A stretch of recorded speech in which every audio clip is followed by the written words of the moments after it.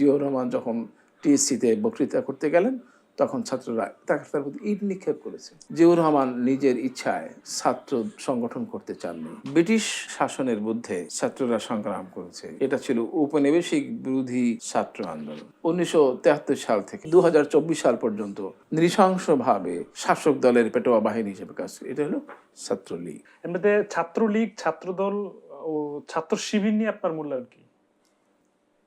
ব্যাপারটা হলো যে এক একটা সময় এক একটা অবস্থা। আজকে সকালে যে আবহাওয়া ছিল, দুপুরে কি সে আবহাওয়া ছিল? সন্ধ্যায় সে আবহাওয়া ছিল না। ব্রিটিশ শাসনের বিরুদ্ধে ছাত্ররা সংগ্রাম করেছে। এটা ছিল ঔপনিবেশিক বিরোধী ছাত্র আন্দোলন। একটা বিশেষ সীমাবদ্ধতার মধ্যে থেকেই তারা কাজ করেছে। আবার ছাত্রলীগ 1947 থেকে 1971 সাল পর্যন্ত ছাত্রলীগ কাজ করেছে এবং তারা স্বায়ত্ত শাসনের জন্য এবং তারা, আমি মনে করি না যে তারা সময়সীমা অতিক্রম করেছে। কিন্তু 1973 সাল থেকে তারা সময়সীমা অতিক্রম করেছে এবং তারা এই 2024 সাল পর্যন্ত নির্মমভাবে, নৃশংসভাবে, বেপরোয়াভাবে, নির্লজ্জভাবে শাসক দলের পেটোয়া বাহিনী হিসেবে কাজ করে। এটা হলো ছাত্রলীগ। এরপর আসেন আপনি ছাত্র দলের কাছে। আমি আগেই বললাম যে জিয়াউর রহমানের উপর আমার কাজ আছে, আমার লেখালেখি আছে, আমার চিন্তা ভাবনা গবেষণা আছে। জিয়াউর রহমান নিজের ইচ্ছায় স্বতঃস্ফূর্তভাবে ছাত্র সংগঠন করতে চাননি। কিন্তু যখন ঢাকা বিশ্ববিদ্যালয়ে তিনি গেলেন এবং তার প্রতি ছাত্ররা স্টক বর্ষণ করল, যে সাক্ষী আমিও তাদের একজন, মানে জিয়াউর রহমান যখন টিএসসিতে বক্তৃতা করতে গেলেন তখন ছাত্ররা তার প্রতি ইট নিক্ষেপ করেছে, শুধুমাত্র ইট নিক্ষেপ করেছে। এবং খুব মজার কথা, তিনি ছাত্রদেরকে সাথে এগিয়ে যাচ্ছেন, ছাত্ররা পিছিয়ে যাচ্ছে। তিনি যখন পিছাচ্ছেন, তিনি ছাত্ররা আবার ইট নিক্ষেপ করছে। তিনি জানতে চাইছিলেন তোমরা কি চাও। তো এরকম অবস্থার কারণে ছাত্রদের মধ্যেও একটা রিয়াকশন হয় যে আমরা ভুল করেছি বা আমরা এটি করা ঠিক হয়নি। তার পক্ষে কিছু ছাত্র জমায়েত হয় বা চিন্তা করে, একটা কারণ।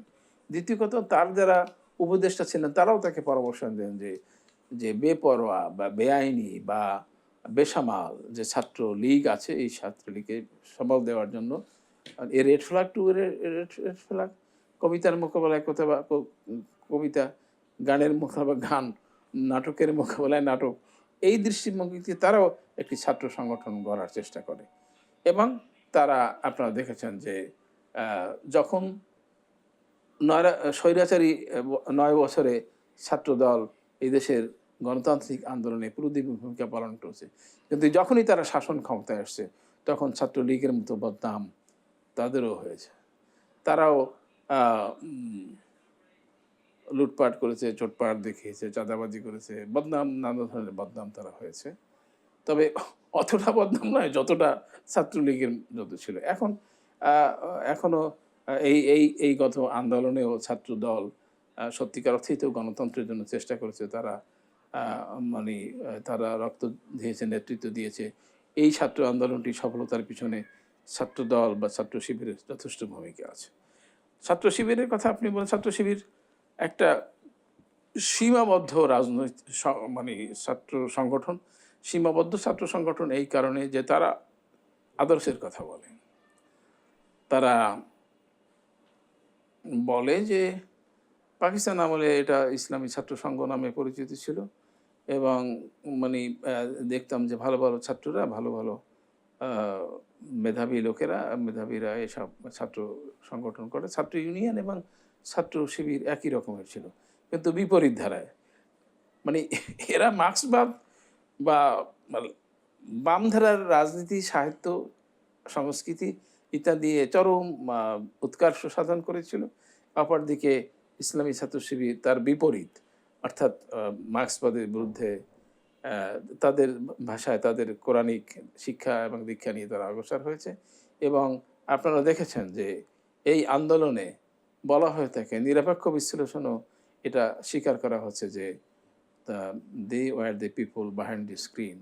এবং যারাই মানে আবু সাইদের মতো লোক যারা প্রাণ দিয়েছে তারা তাদেরই মানুষ, এবং তাদের খুব বড় ধরনের দেওয়ার রক্ত দেওয়া, নেতৃত্ব দেওয়ার ঘটনা মানে আমরা শুনেছি এবং এখনও নানাভাবে প্রকাশিত হচ্ছে। সুতরাং তাদেরও যে বদনাম নেই তা না, তাদের মানে কোথায় কে রক কেটেছে, রক কাটার একটা বদনাম আছে।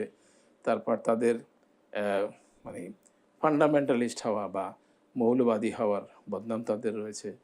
তাদেরও কোনো কোনো ক্ষেত্রে দেখা যায় যে তাদের যেখানে কর্তৃত্ব আছে, যাদের নিরঙ্কুশ কর্তৃত্ব আছে, সেখানেও তারা যে অসম্ভব আহ, অসম্ভব আহ, আহ, অসম্ভব ধৈর্যের বা অসম্ভব নমনীয়তার পরিচয় দিচ্ছে, এরকম বদনামও তাদের আছে যে তারা সুন্দর আচরণ করেনি। তবে মানে এই ৩-৪টি ছাত্র সংগঠনের কথা আমি যে বললাম, ছাত্রলীগ সন্ত্রাসী, ছাত্র দল মোরালেস বাই অ্যান্ড লার্জ জাতীয়তাবাদের ধারক, ইসলামী ছাত্রশিবির ইসলামী আদর্শের কথা বলে, এবং আরও নানা ধরনের ছাত্র ইউনিয়ন সমাজতন্ত্রের কথা বলে।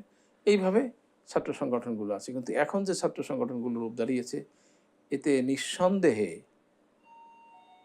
শিক্ষা প্রতিষ্ঠানগুলোতে রাজনৈতিক দলের সক্রিয় সম্পৃক্ত অংশ হিসাবে তারা অংশগ্রহণ করলে ভবিষ্যতে গণতন্ত্রের জন্য বিপদ আপদ হয়ে দাঁড়াবে।